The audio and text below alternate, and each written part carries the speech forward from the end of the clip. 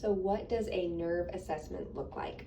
So remind you that I am unpeeling layers of the onion already. I assume already this is going to be aggravating for them, so I'm going to be very, very kind. So the nervous system is like a onesie. It starts at the base of the skull, goes all the way down to the end of our fingertips. We have some thoraco-lumbar space and sacral nerve roots that end at the pelvic floor, and then some of those sacral and lumbar nerve roots go all the way to the end of the toes. So we're going to hunker all of that down. You're going to bring your chin to your chest, arms behind your back, and then straighten out your leg. You want to make sure they are all the way at the edge of their sits bones, so there's not so much pressure in the back of this soft, cushy space. And their toes are going to come up at their face, and they're hunkered down. If they feel tightness in the back of their leg, I do, then I want to see if it changes when they look up. And when I look up, that nerve, that tension that I have back here goes completely away. And then when I put my leg back down, my head back down, that tension returns. If that was only tightness in the back of my hamstring and calf, then it wouldn't matter what I'm doing at my neck, because it would only be soft tissue here.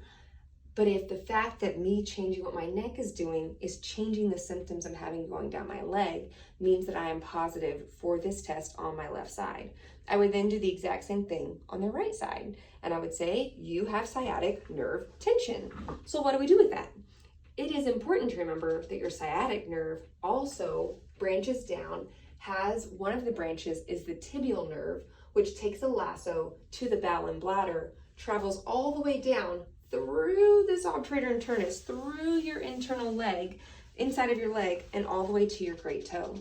So then I now know their sciatic nerve is aggravated, and then I would give them some nerve flosses. So if you were going to floss your teeth back and forth, you wouldn't hold on here and just keep pulling. You're just going to make your floss long.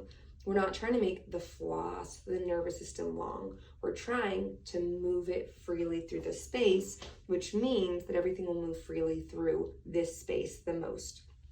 So the way that that would look is, at home, I would tell them to do 10 and only 10. This is not 1,000 gets you better. I want to see what 10 does for your body, and then come back. And if you feel better, then we know that we're headed in the right direction. But if you do 1,000 and you feel worse, well, then I don't know if you just overdid it.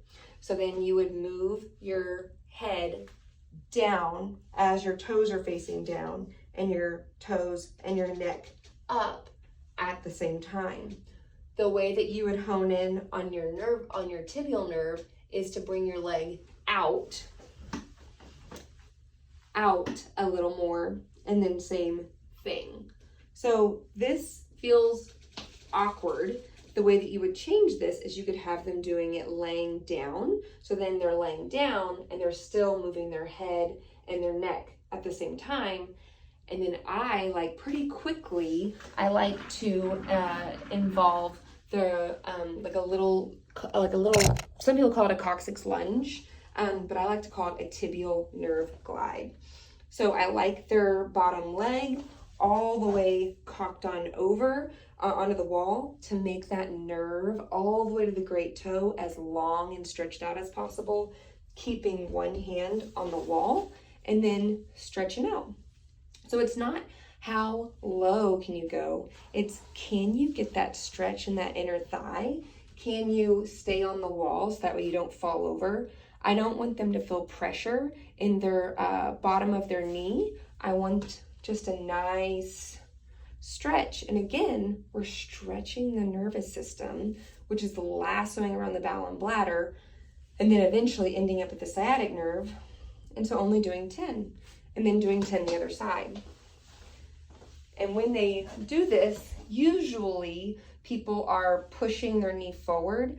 I want them to pretend like they're sitting in a chair and they're just getting that stretch.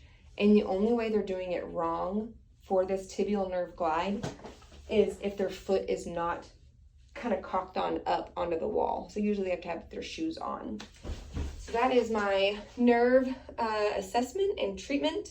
And then anything, how their body responds, means I change my treatment according to that. So you are fearfully and wonderfully made. Thank you.